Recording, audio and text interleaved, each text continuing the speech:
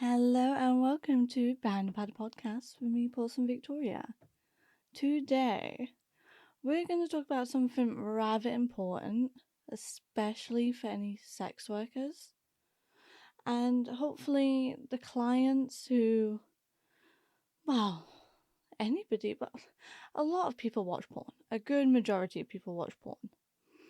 And I feel like this episode is going to be a deep dive into why you see the porn you see now, why you can't see certain porn, and why a lot of things, while some companies did move out of the UK and are like in Spain and other places because of the Online Safety Act. Regulation, rights, and risks. So, we're going to speak about the Online Safety Act today. It is one of the most significant internet regulations of our time. It's uproar when this actually passed.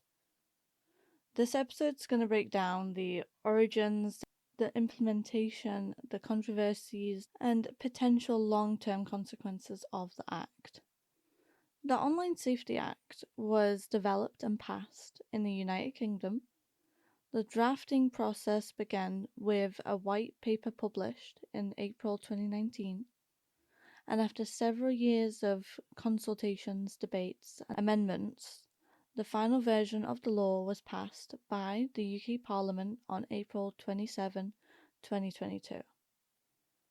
Now, I want to make it very clear, if you are a sex worker and you did not sign and you had knowledge of us trying to get this revoked and you didn't sign the government bill, I think it was. I don't know how to describe it when you sign online, just like, we don't want this to pass.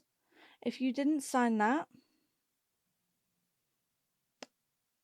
I would love to know the reason genuinely, and I'm quite disappointed. Because this is our world that they're trying to change. This is our job, our money. I would love to know why you didn't sign. If you had no knowledge of it, absolutely fair play.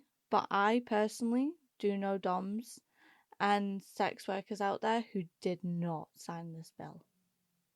And I was very shocked, and it made me really think about who you should follow and see as a role model. Because I also recently shared, what was it exactly? Oh, that's it. The right for decriminalisation. And I did not see certain DOMs, very in high power, popular, well-known DOMs, share this frickin' bill to help us decriminalise sex work. And it's disgusting. There is no reason not to sign it, in my eyes, because we all want a safer and better world where we can freely do our jobs without worry. So yeah, that was rather disappointing to me. Me sending it along to well-known established DOMs and they didn't share it. Was very, very sad and upset. And yeah, it shatters the, oh, I saw you as a role model. But I've seen that very, like, I tend to clash heads a wee bit with other sex workers because I say it how it is. I say that some sex workers can't take deposits, and I was one of those sex workers, and that caused a lot of uproar in a sex worker group that I was in, And I basically, from that point on, was like banished and muted. And they didn't care about my opinion on anything because they saw it as, oh, don't you care about your safety? And that's literally what one of them said. And I'm like, wow, this is like 5 big DOMs in the industry being extremely rude, being extremely close minded, and not realizing the realities of the world. That not everybody is as privileged as them to be able to screen clients. And that killed some role models for me, absolutely. And I know a hell of a lot of people would be shocked if I said their names because they didn't see them in that light either. They didn't realize they had them opinions. And I feel like a lot of sex workers do need to open up their minds and realize there is a reality and we're getting pushed more and more underground, whether that's online or in person. And maybe there's a bit of shame that you're a sex worker, but own it. Genuinely own that shit. I understand there's a lot of sex workers who can't do face in the industry, which is absolutely fair, but sharing a bill is no different from sharing a picture of your feet in a sub's mouth or you at a cash meet. Just share it. Actually be there for the sex workers that need you. Be in that community. Okay, my little rant's over now. I'm a little bit de-stressed.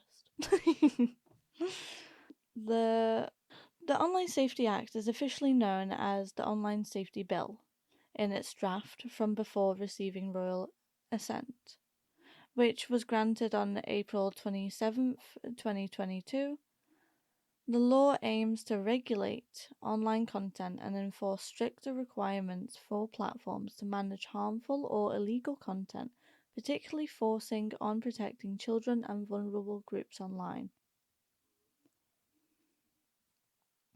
I mean, there is a lot to unpack here, so I might even do a part 2, honestly, because protecting children online and vulnerable groups.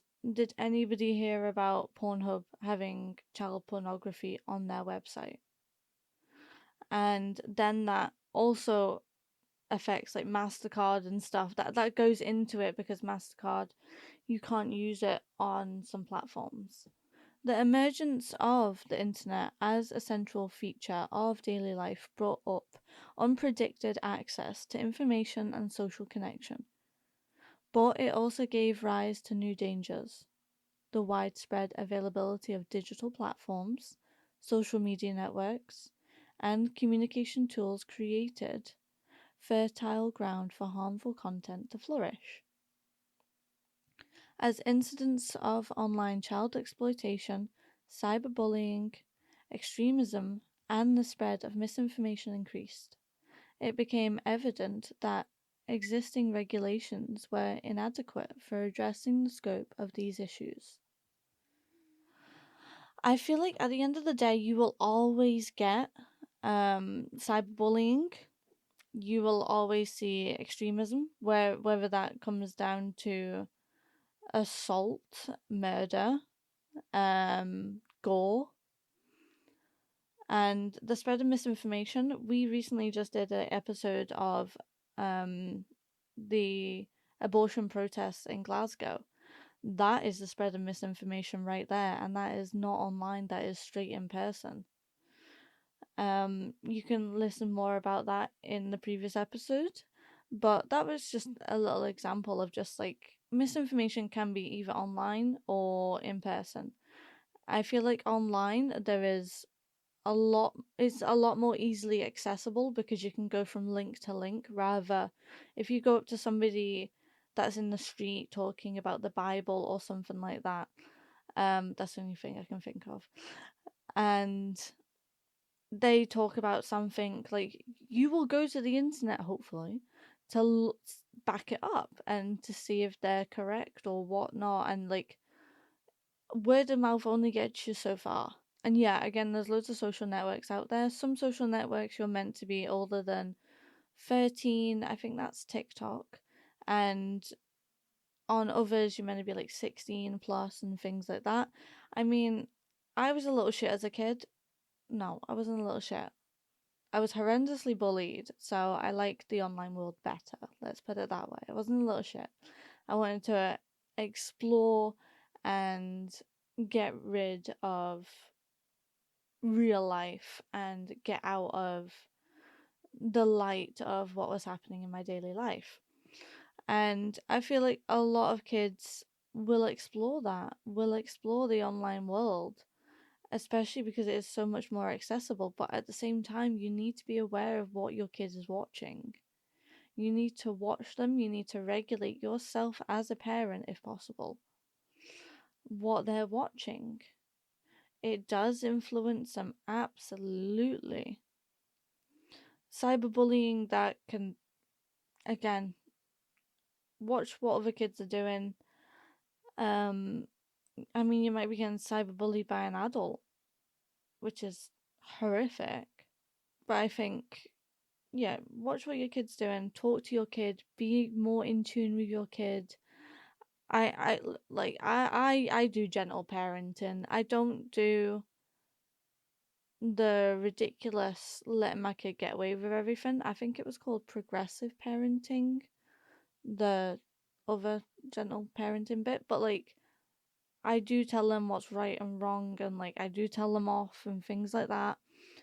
Um, and we have a really, really good relationship where it comes to communication. And I would absolutely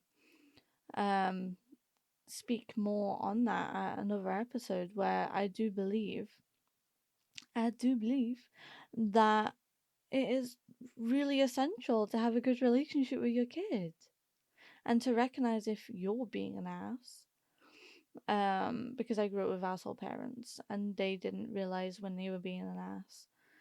And understand if whenever you're being unreasonable, or if you are having a power trip, or if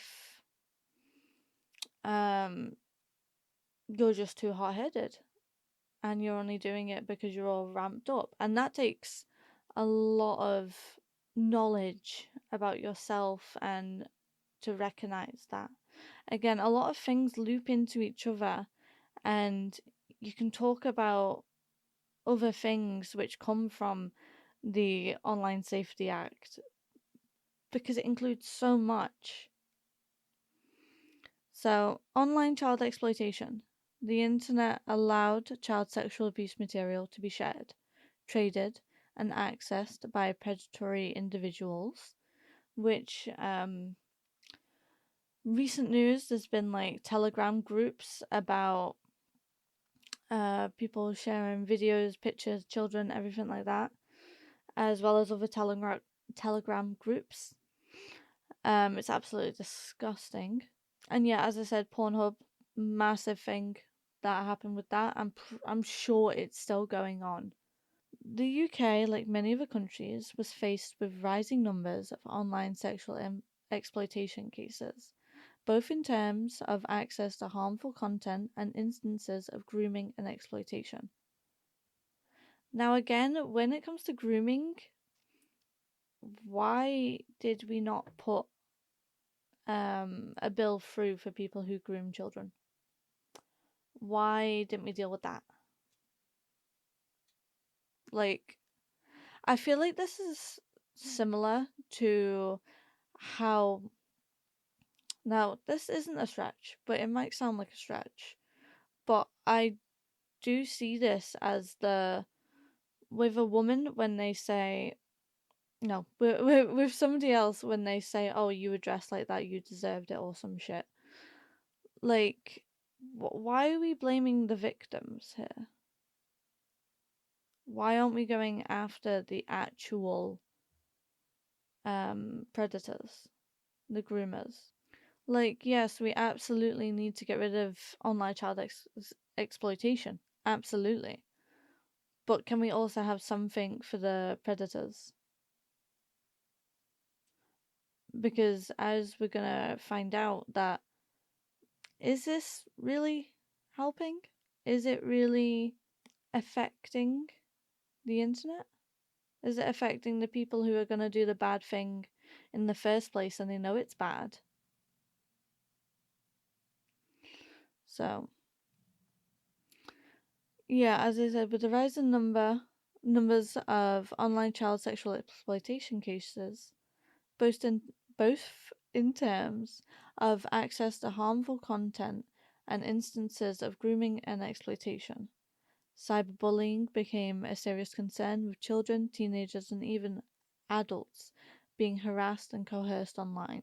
In particular, social media platforms provided spaces where users could target other users anonymously, which intensified the psychological impact of bullying and harassment. Again, I if somebody's going to bully someone, they're going to do it. They're not going to think about the consequences. The consequences come after it.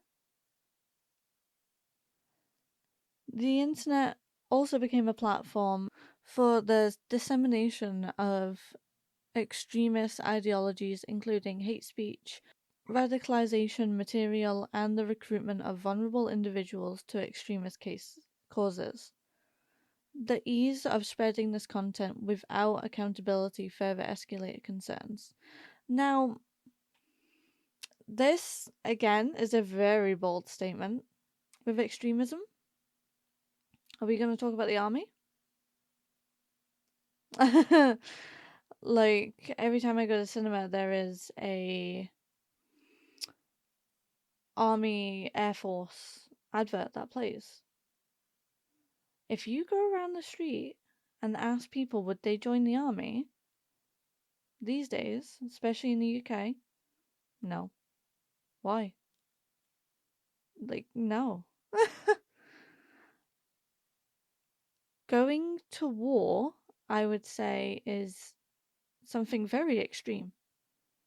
And you take risks doing that. So why isn't that advert seen as extreme when it gives extreme it can give extreme outcomes? Just saying.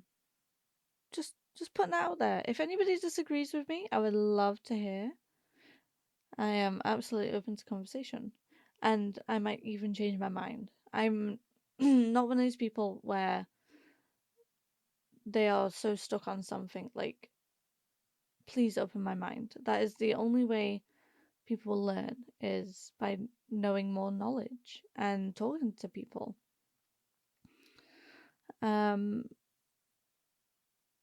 So yeah, obviously extremism, it is everywhere. But online, there is a fuck ton. Absolutely. There is no stopping it at all. So again, misinformation of fake news and disinformation campaigns on digital platforms, particularly during significant events like elections or COVID-19 pandemic, exposed the dangers of unregulated information.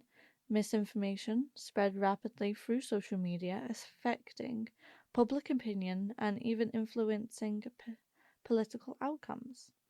Now, Trump's election back in the day, not the most recent one, and with COVID-19. Jesus Christ. I literally had clients telling me that it was the government. They didn't believe in vaccinations, and the government just wanted to track us and all sorts. And I was like, oh, what the fuck? Just get the vaccination. And of course, people who thought it didn't exist. And I was like, are you fucking serious? Like, I had a family member die of COVID. Right, okay. As these issues grow in prominence, there was mounting pressure on the UK government to take action. Advocacy groups, child protection organisations, and digital rights organisations became began calling for stronger regulation of online platforms, arguing that tech companies had a moral and legal obligation to protect users from harmful content. See, in my opinion, my lovely opinion, which everybody wants to hear, you will always see harmful content. You will always see cyberbullying. You might even be bullied. There will always be this. There is no way to get rid of it all. Now, we will see if there has been a decrease further in this episode of cyberbullying and extremism and all that stuff. But the internet is ever growing. In response to mounting advocacy from organizations such as the National Society for the Prevention of Cruelty to Children, the Internet Watch Foundation, and other child protection bodies, the UK government began considering legislative action.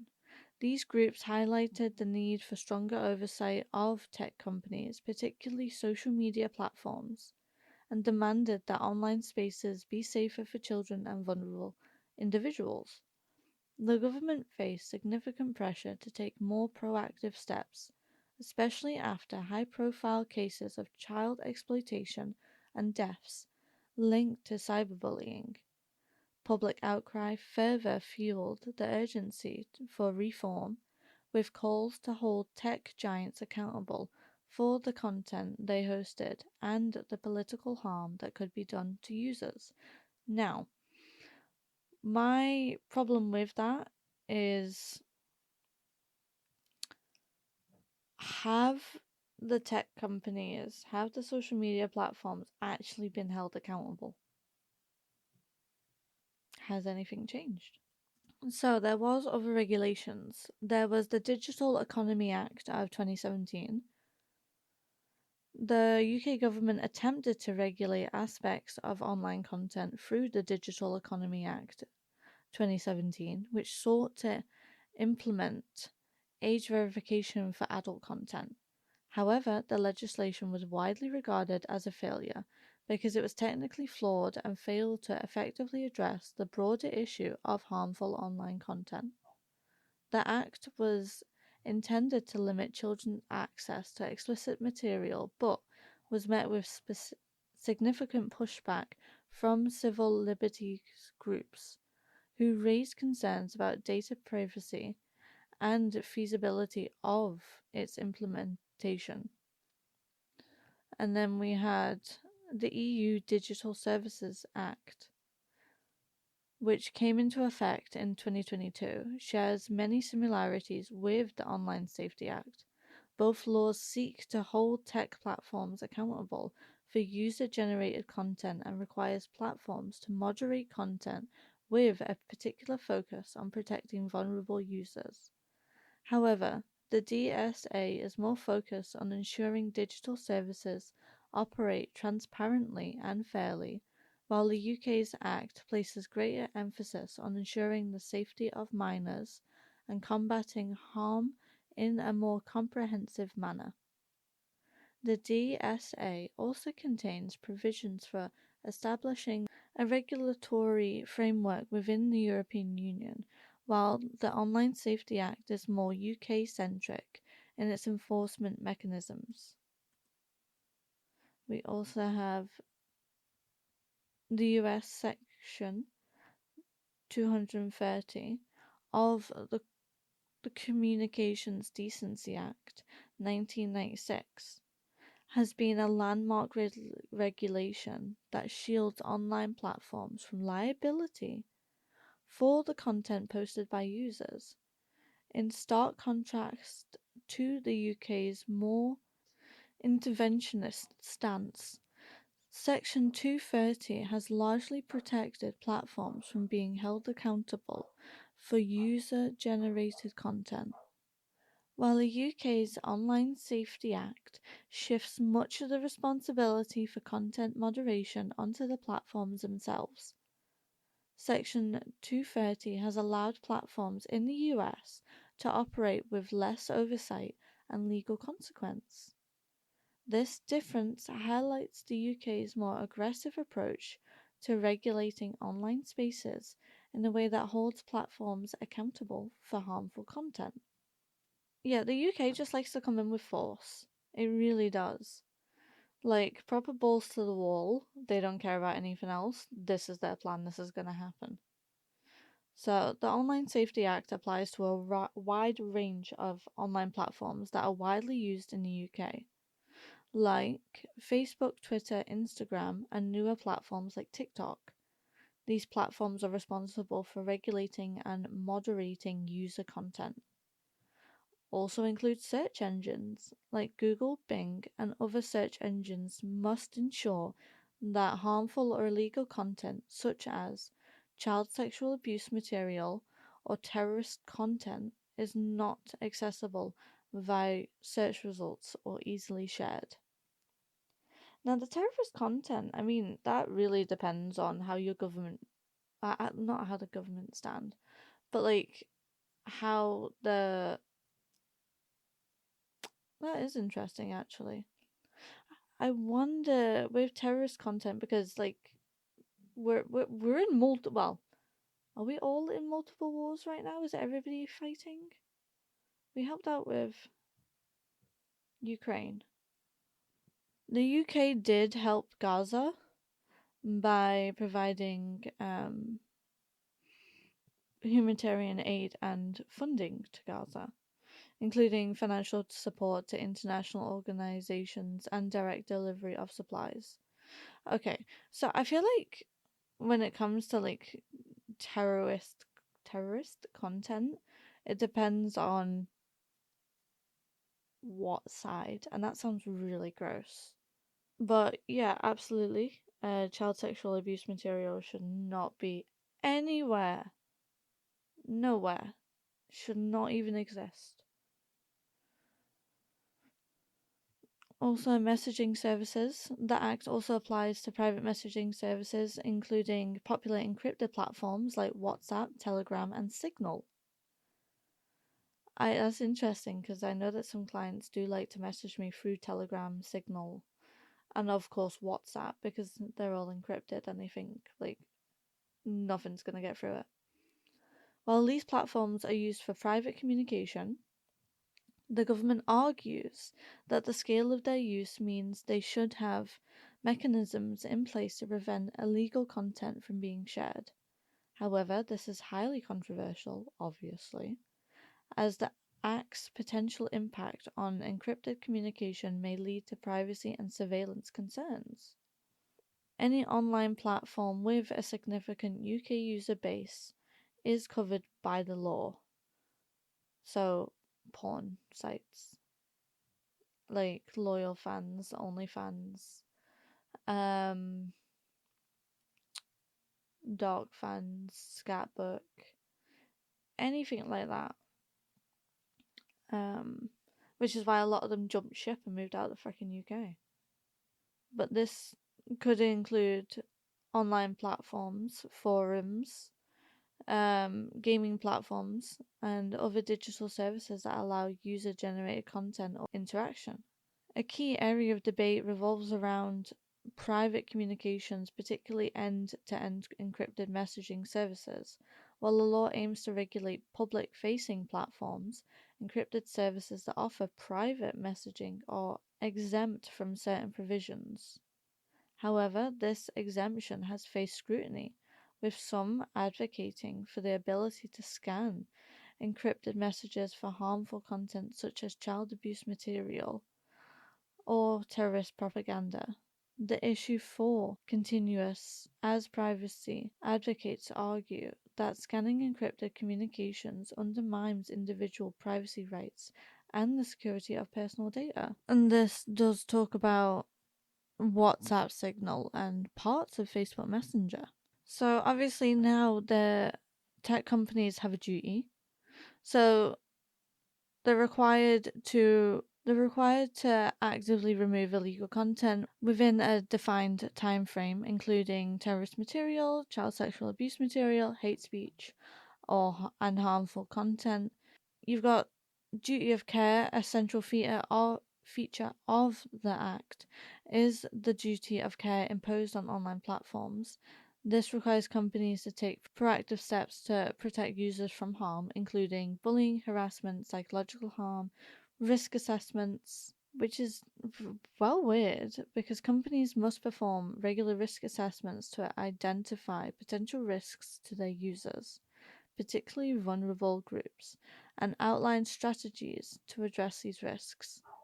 These assessments will need to be submitted to Ofcom to ensure compliance.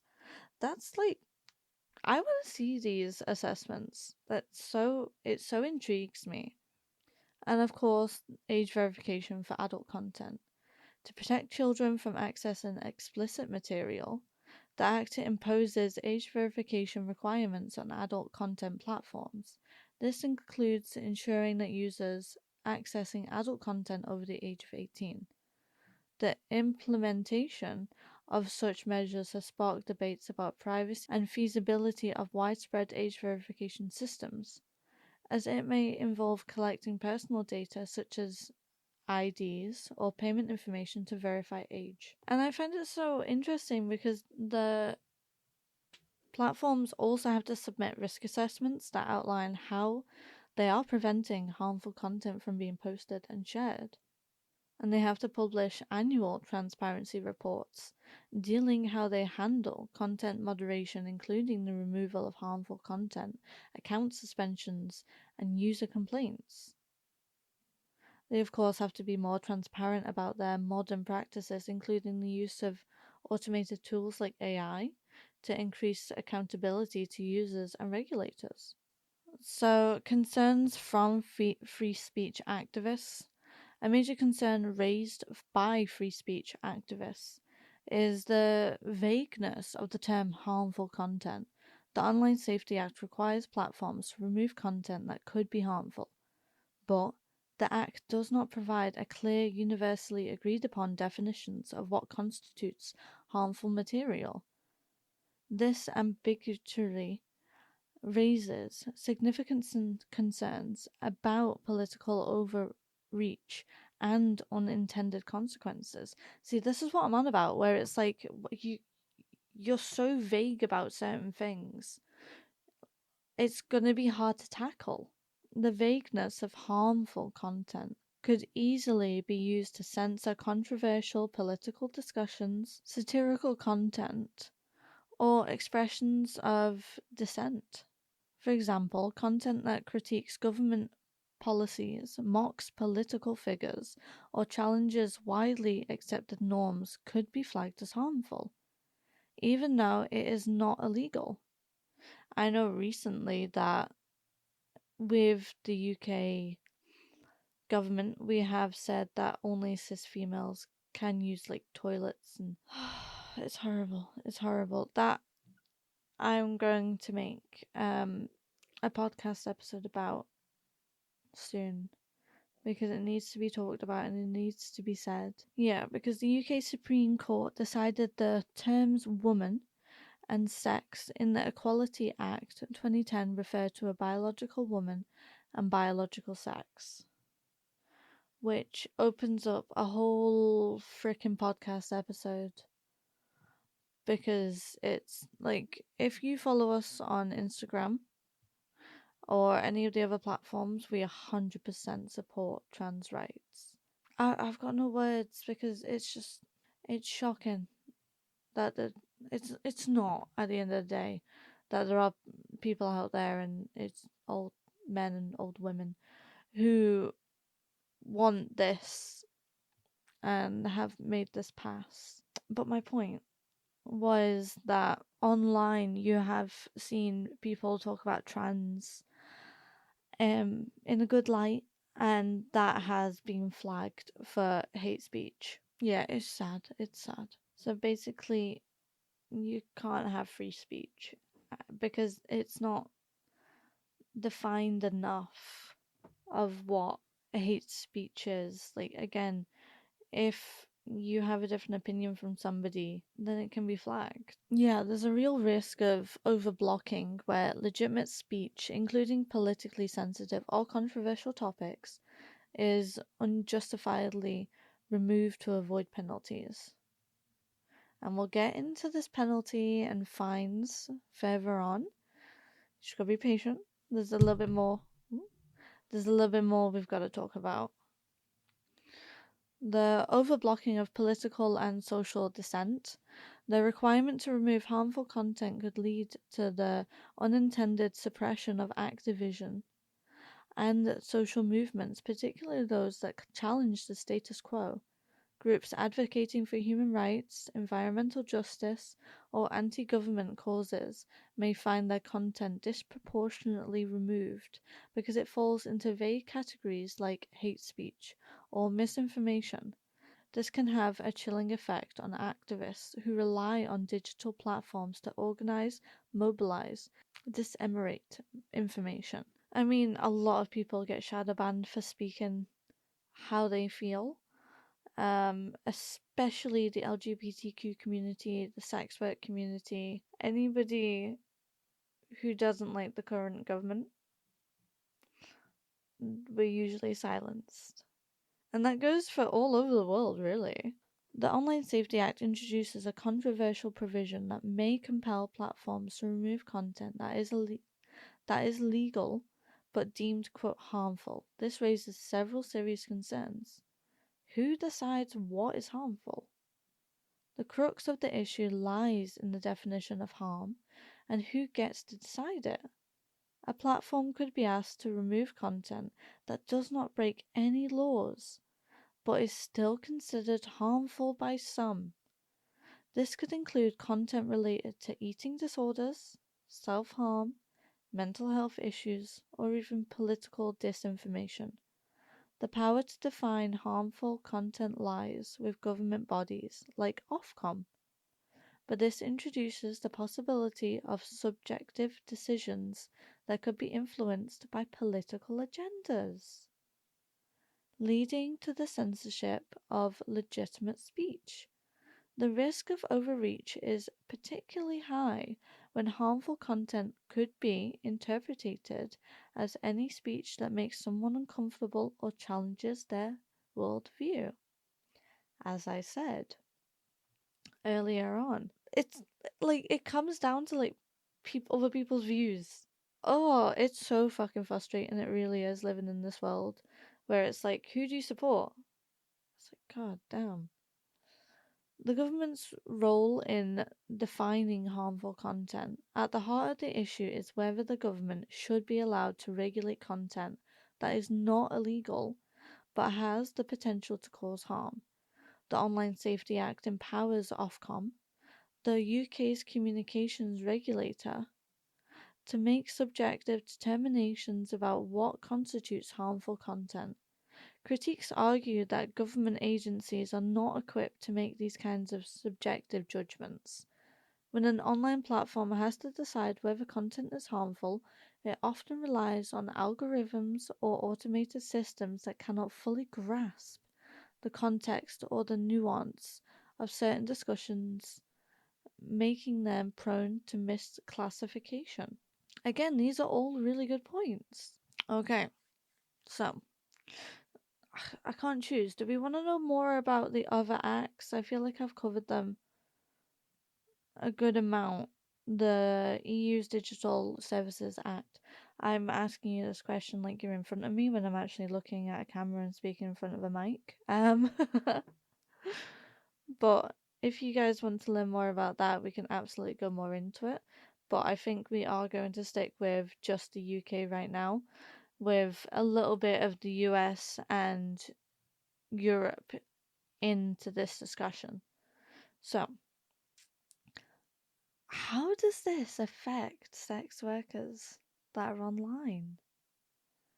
The Online Safety Act has significant implications for sex workers and adult content creators who rely on digital platforms to conduct their work. While the Act is primarily designed to target illegal content and protect users from harm, Its broad and vague definitions can lead to unintended consequences for those communities. So, we have increased deplatforming of sex workers.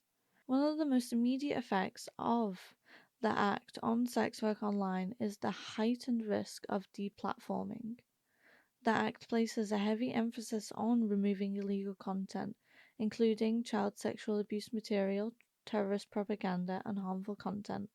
While sex work itself is not illegal, platforms often err on the side of caution to avoid fines or reputational damage under the new regulations. As a result, sex workers, adult content creators, and platforms offering adult services, e.g., OnlyFans, Pornhub, etc., may face increased content removal or even account deactivation due to perceived violations of platform safety norms or vague content moderation policies. Similar to SESTA and FOSTA in the US, legislation in the United States passed in 2018 similarly pushed platforms to remove content related to sex work. Fearing legal consequences, the Online Safety Act in the UK mirrors these concerns, as it compels platforms to take aggressive action against any content that could be perceived as harmful.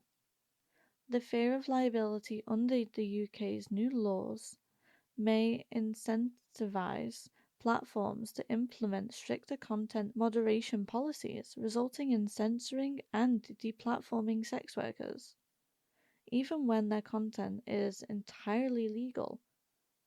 Platforms may overcorrect by premeditatively removing adult content, creating an environment where sex workers are forced to find increasingly precarious and unreliable avenues to continue their work.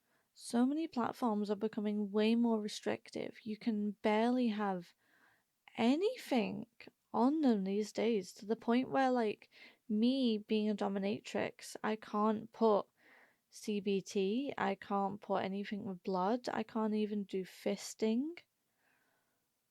What else can't I do? There's a good few things. I mean, on other certain platforms, you can't do piss, you can't do scat. I mean, not everybody wants to see shit, and that's what my scat book is for. Um, you can't even do period. Like, you literally can't work on your period unless you stuff something up there, but that's a secret. But like, wow. So I can absolutely see that there are a lot of online sex workers that are just kind of done with online work because there's so little they can produce. And it comes with the fact that people who watch porn genuinely generally want more and more extreme stuff, which obviously can be seen as harmful. It's like the other day I saw some BDSM porn where consensually, legally, somebody was getting strangled and waterboarded, and that's quite extreme. But you can't put that on most platforms, and so you have to make your own. But then you have to also regulate it, and it's a lot. It's a lot. Yeah, and you have to remember, many sex workers move online because it's safer than street-based work or meeting people in person. With fewer online safe spaces, some are forced back into offline work, so whether that be on the street or in person or having to get like a quote unquote normal job, which could absolutely pay less. And they could be faced with more violence, less control, and higher risk of exploitation. Some parts of the Act allow or encourage more reporting mechanisms for quote harmful content, which can be used to target and harass sex workers, even when they're following the law. This adds stress, anxiety, and real world consequences like the loss of accounts, shadow banning, Online resources like harm reduction advice, mental health support groups, and community organizing for sex workers can also get flagged as harmful under the Act's vague categories. This isolates sex workers even more.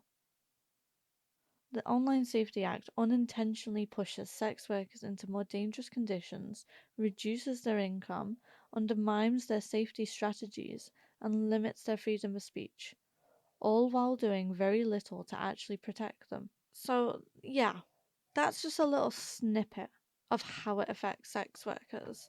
Like, I feel like we're always forgotten about.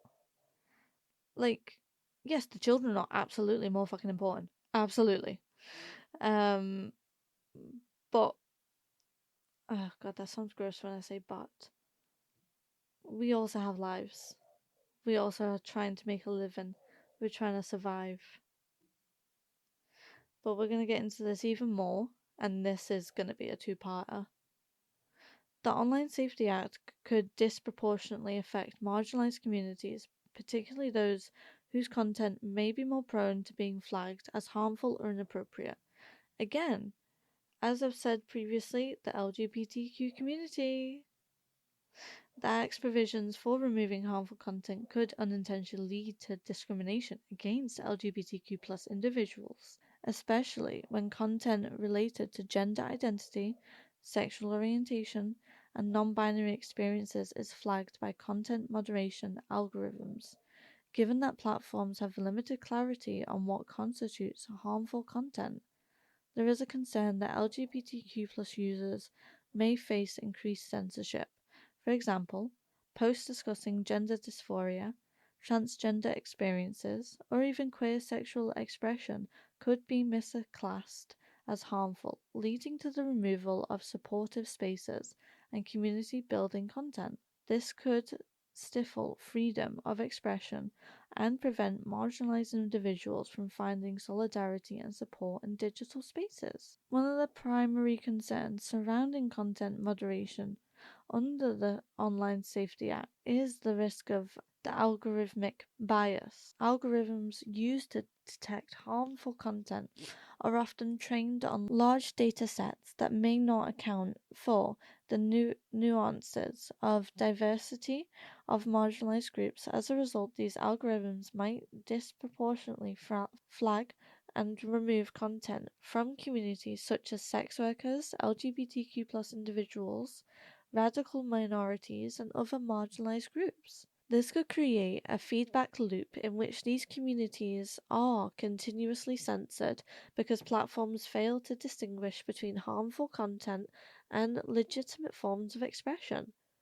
The result is an unequal application of the law, where minority voices are disproportionately silenced while mainstream content or dominant social narratives go unchallenged. The impact on radical and ethnic minorities beyond LGBTQ issues, other marginalized groups such as Black, Indigenous, people of color, may also face heightened scrutiny under the Safety Act. Content related to activism, anti-racism movements, and cultural expression could be flagged as harmful due to its radical nature or perceived offense to dominant societal views. This effect would mirror previous concerns about algorithmic bias, where content critical of systemic inequality or advocating of radical justice might be censored because it challenges societal norms or is seen as offensive by automated moderation systems. Self-censorship and increased vulnerability as a result of the fear of content removal. Many in marginalized communities may self-censor their posts, avoiding sensitive topics or identity-related discussions out of concern for being flagged or banned. This self-censorship could have damaging effects on mental health as individuals may feel they cannot fully express their identities or experiences in online spaces. It also weakens the community's solidarity that is crucial for marginalized groups who often rely on online platforms to share resources, find support, and advocate for social justice. Again, this is what I'm talking about, where a lot of things come down to other people's views of who are in charge of that platform. Like right now on X, Twitter, whatever you want to call it, I'm seeing so much far right stuff and Trump and horrible, horrible stuff. It makes me not want to be on that platform. And I'm shadow banned as hell. My dominatrix profile and behind the paddle. We are shadow banned on Instagram, Twitter, wherever we go, we are shadow banned. And it sucks because what behind the paddle represents is a freaking voice for everybody.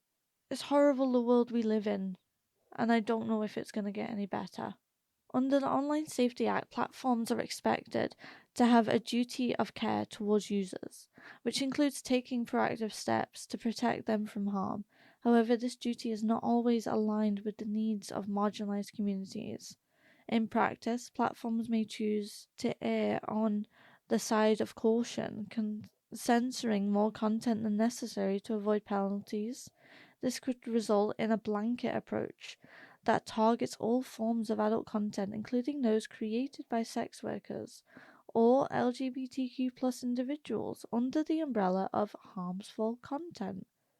The result is a disproportionate impact on vulnerable communities, including the increased risk of digital erasure for marginalized groups who depend on digital platforms for their livelihoods, identity, expression, and support networks.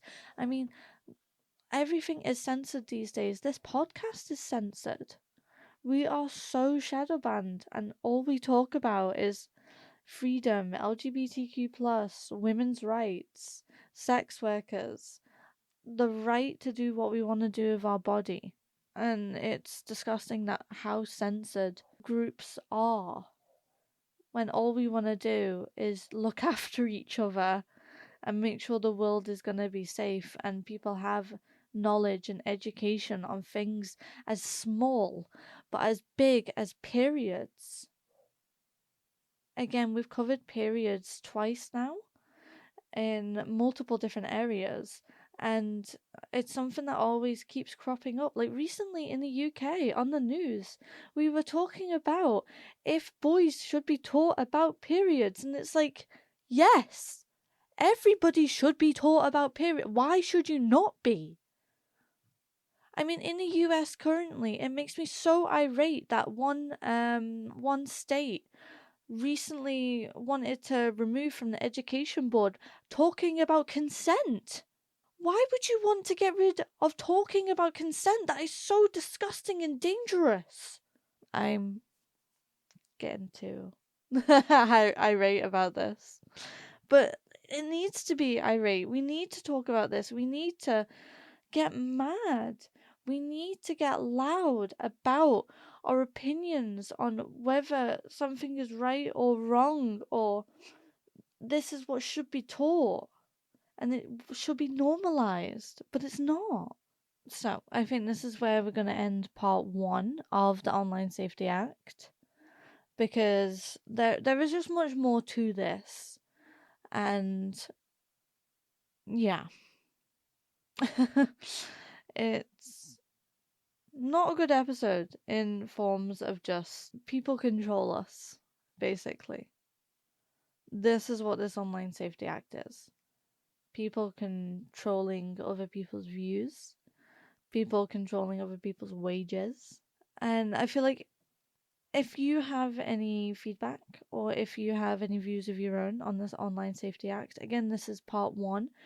We are going to go more into the tech industry and the compliance challenges for those tech industries, and then we're going to talk about the legal challenges and future amendments, and then we're going to give our final thoughts. So we've still got a few things to discuss, but if anybody would like to chime in or anything like that, I would love to hear it. I know from my point of view that sex work online has definitely got more regulated, and it's a shame. I can't even. I on one of the phone chat sites I use, called Domline. Amazing, lovely. I can't even. I believe we can't even show dildos now, and like strap-ons, and it's like what? That's crazy. So it stops a lot, and that might not seem a lot, but from somebody who is in the industry, it stops us advertising in multiple different ways. Thank you for listening to Behind the Padder podcast. This has been the episode on the Online Safety Act. This is just part one. Part two will be next week. And yeah, if you want to see the spicier version, because I can do this, be naked while reading a podcast and talking about it. Then you can go on our Dark Fans. You can go on many vids, and I might be releasing loyal fans as well. Yeah. And of course, you can find my own personal professional links through Behind the Paddle as well. And yeah, if anybody has any feedback or any other topics they would like to discuss, please gimme. And it would be oh so nice if you leave us a 5-star review if you did enjoy this podcast. And if you would like to come on the show, you are more than welcome to give me an email and we can discuss a topic of your choice. And yeah, have a lovely chat. Right, this has been Behind the Padder podcast with me, Paulson Victoria. Thank you very much for listening and goodbye.